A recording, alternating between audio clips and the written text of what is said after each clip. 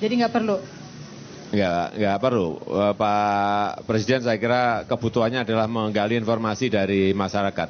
Oke. Kalau dari gubernur tiap minggu ketemu. Bisa teleponan juga ya Pak ya? Telepon juga bisa. Nah sekarang berkaitan dengan kompleksitas. Dari awal Bapak maju di Jakarta, banyak yang mengatakan Jokowi ini bisa apa sih dari Solo datang ke Jakarta? Penduduknya lebih sedikit, luas wilayahnya juga lebih sedikit di Solo, kompleksitas masalahnya juga lebih sedikit dan sederhana di Solo. Sekarang datang ke Jakarta, sudah terpilih memang sekarang. Tapi Bapak dan Pak Basuki pun mengakui bahwa banyak rencana program yang belum menetas. Ya kan baru 5 bulan, 6 bulan. Iya kan? Ya masa suruh langsung menetas. APBD juga baru disahkan baru Februari. Itu pun juga masih perlu tahapan administrasi. Lelang aja juga ini baru dimulai juga. Artinya nanti akan kelihatan mungkin akan Juni ke sana. Akan mulai kelihatan. Jadi sekarang menurut Bapak wajar kalau belum banyak yang kelihatan. Artinya Bapak minta permakluman pada warga untuk memahami. Bukan, memang kita belum menggunakan APBD untuk kegiatan-kegiatan yang ada di Jakarta belum. Nanti kalau sudah akan kelihatan sekali apa yang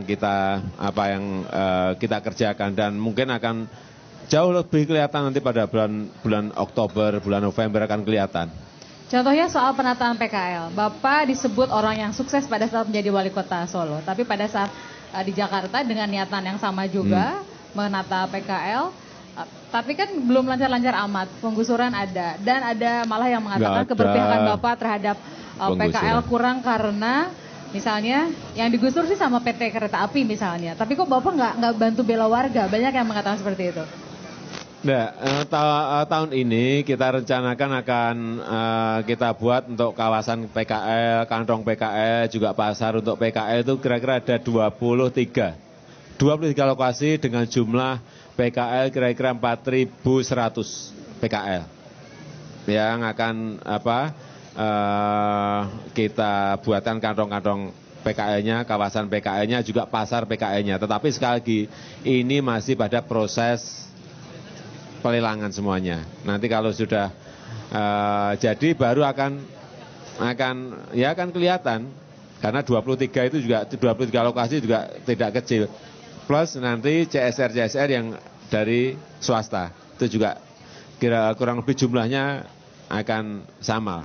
Pendekatan budaya menurut Bapak berpengaruh nggak kalau untuk di Jakarta dibandingkan di Solo? Kalau di Solo kan cenderung homogen. Homogen orang Jawa sebagian besar. Sementara di Jakarta kan lebih heterogen masyarakatnya Pak. Sangat perlu. Artinya pendekatan lunak dengan dialog, dengan diskusi dengan mereka, kemudian menyelesaikan masalahnya dengan bertanya kepada mereka, kemudian pindah kemanapun bertanya kepada mereka. Ini sangat perlu sekali karena masalah PKL itu yang tahu ya PKL itu sendiri, bukan gubernurnya. Jadi kita harus mau bertanya pada mereka. Yang tahu PKL. Nah, kebenaran kita tempatnya di sini adalah arena bagi para PKL. Saya mau ngasih kesempatan untuk yang mau bertanya dari perwakilan pedagang kaki lima. Silahkan. Bapak, mikrofonnya. Bapak sebutkan namanya, singkat pertanyaannya. Nama saya Sudaryo Pak, asal dari Tegal Pak.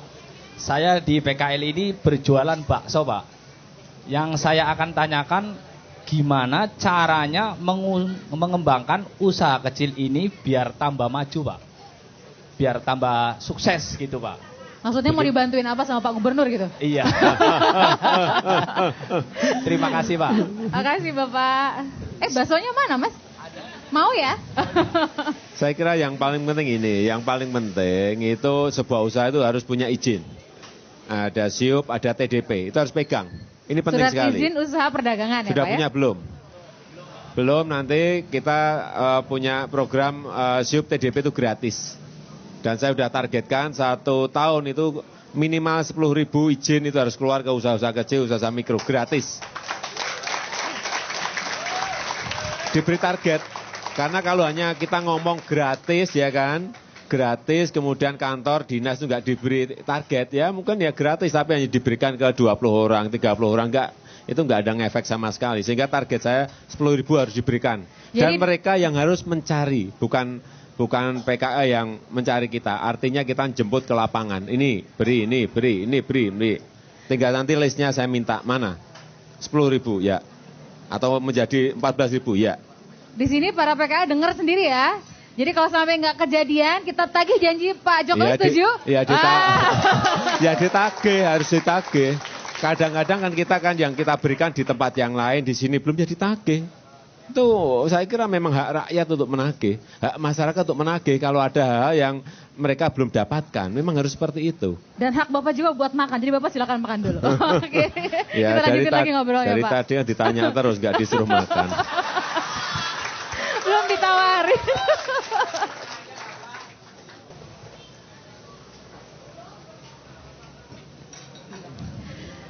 Saya dengan Pak Jokowi masih duduk bareng di area PKL, pedagang kaki lima yang dibina oleh Indosiar. Boleh dong tepuk tangan yang ada di sini?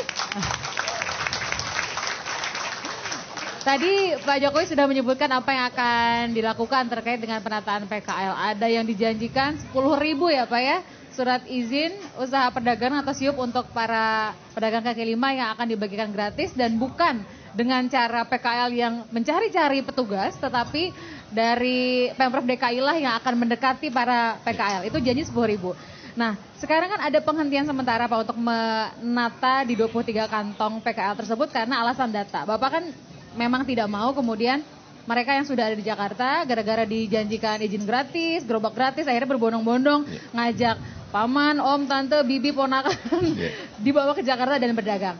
Datanya udah selesai belum Pak dari Dinas Koperasi Usaha Mikro Kecil Menengah dan Perdagangan? Masih proses ya. Masih proses tetapi juga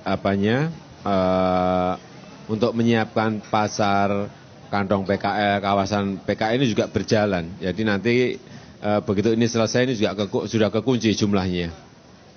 Memang kemarin sudah muncul angka kira-kira 78.000, tetapi itu adalah kita cek di lapangan masih ada yang perlu divalidasi ya, sehingga kita belum bisa menyampaikan jumlah yang benar berapa. Saya kok membayangkan dengan katakanlah 78.000 gitu ya, itu kan bisa aja ada angka-angka yang dispute atau misalnya membingungkan 1, 2, itu gimana memastikan kalau ternyata ada dalam tanda petik sengketa gitu misalnya yang bersangkutan merasa tidak terdata padahal sudah lama berdagang sebagai PKL di Jakarta. Enggak, karena pendataannya memang per ruas jalan, per gang, ada juga per kampung ya, jadi macam-macam. Jadi data di situ memang nanti terkuncinya bukan data langsung total itu enggak, tapi data terinci dan itu saya kira di antara di lapangan dengan data saya kira akan gampang ditelusuri dan nanti akan kita cek secara sampling apakah betul-betul sudah data itu sudah benar atau belum.